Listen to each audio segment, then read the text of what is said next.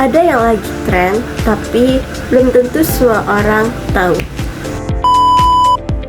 Halo teman-teman, Safina di sini akan membahas dan mengupas tuntas tentang yang lagi hype banget di tengah ekonomi sekarang, yakni terkait isu-isu pasar modal syariah.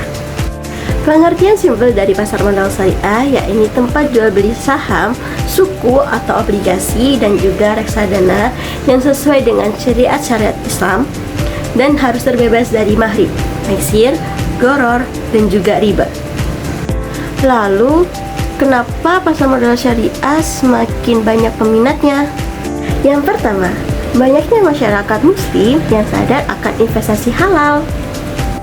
Yang kedua, pasar modal syariah lebih dianggap stabil dan lebih beretika seperti prinsip ESG, Environmental, Social, and Governance, yang dimana menilai perusahaan tidak hanya dilihat dari probabilitas finansialnya saja, tetapi pertanggungjawaban terhadap lingkungan, sosial, dan tata kelola usaha untuk jangka panjang.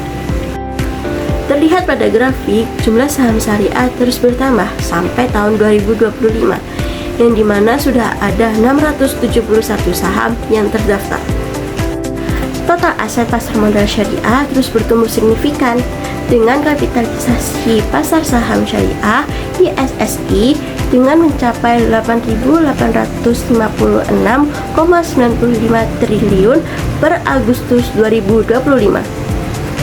Dari hal-hal tersebut memperkuat bahwasannya pasar modal syariah sudah menjadi pemain utama.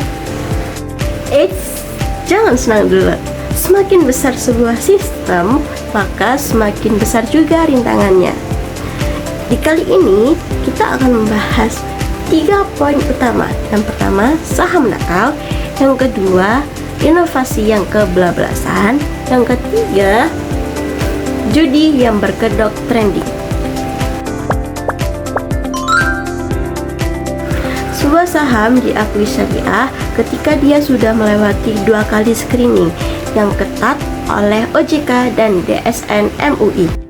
Yang pertama, screening jenis usaha, tidak boleh menjual miras, judi, dan lain-lain yang tidak sesuai dengan syariat Islam.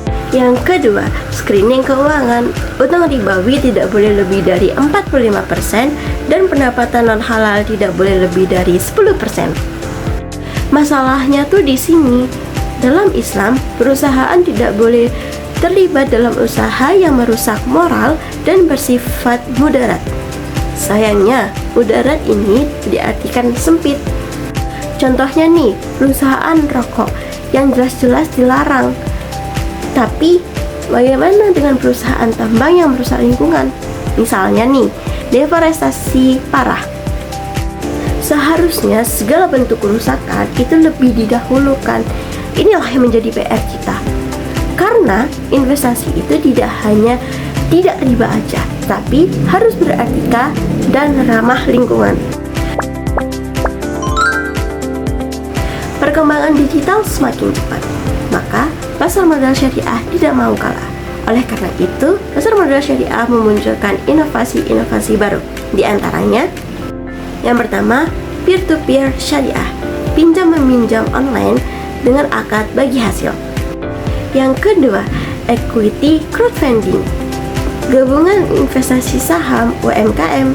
Dan yang terakhir, robo-advisor syariah, aplikasi yang kasih saran investasi otomatis sesuai syariat. Kemudian adanya suku berbasis blockchain dan penggunaan AI untuk analisis halal. Inovasi tersebut ditembok oleh fikih. Kenapa? Poin pertama, beda fatwa-fatwa di Indonesia DSN MUI kadang sama dengan yang ada di Timur Tengah oleh AAO IFI. Poin kedua, produk derivatif. Pengembangan produk canggih seperti opsi futures ini masih sulit karena berpotensi mengandung goror, ketidakjelasan, dan juga maisir, spekulasi. Pasar modal konvensional.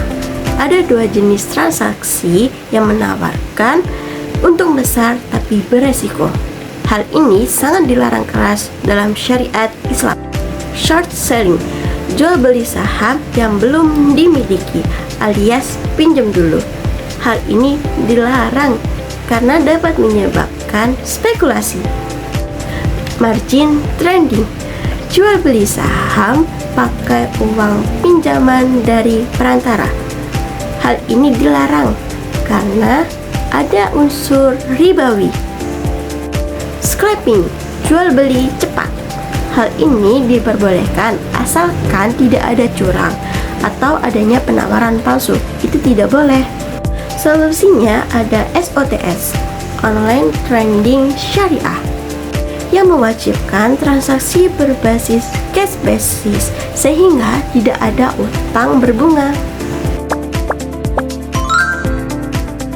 Hal yang paling seru yaitu adalah aset kripto. Menurut fatwa DSN MUI tahun 2021, haram jika digunakan sebagai alat tukar. Karena apa? Karena mengandung gharar dan juga maisir. Sisi lain, kripto juga diperbolehkan asalkan berfungsi sebagai komoditas dan aset investasi. Tetapi harus punya underlying aset atau aset dasar yang jelas dan transparan. Tantangan pasar modal syariah ada 3 poin. Yang pertama, rendahnya literasi keuangan. Yang kedua, volatilitas global. Dan yang ketiga, produk yang kurang keren. Tapi ada green suku. Itu adalah inovasi yang keren, yang dimana dananya wajib untuk proyek ramah lingkungan. Contohnya, pengolahan limbah daur ulang, baterai ramah lingkungan, pertanian organik, dan lain sebagainya.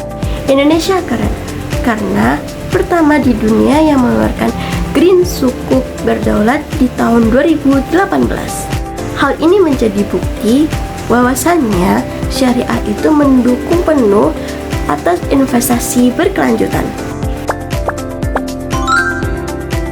Intinya, pasar modal syariah sudah keren. Akan tetapi ada beberapa poin yang harus diperbaiki. Poin pertama, OJK dan DSN MUI merevisi makna mudarat supaya tidak mencakup kerusakan lingkungan yang besar. Poin 2, fatwa harus diharmonisasikan supaya inovasi digital bisa jalan. Poin terakhir, harus adanya edukasi kepada masyarakat supaya lebih gencar lagi pakai platform digital supaya mereka semua bisa melek tentang investasi halal. Mari sama-sama dukung pasar modal syariah supaya tidak hanya terbebas dari maisir, gharar, dan juga riba, tetapi harus juga ramah lingkungan.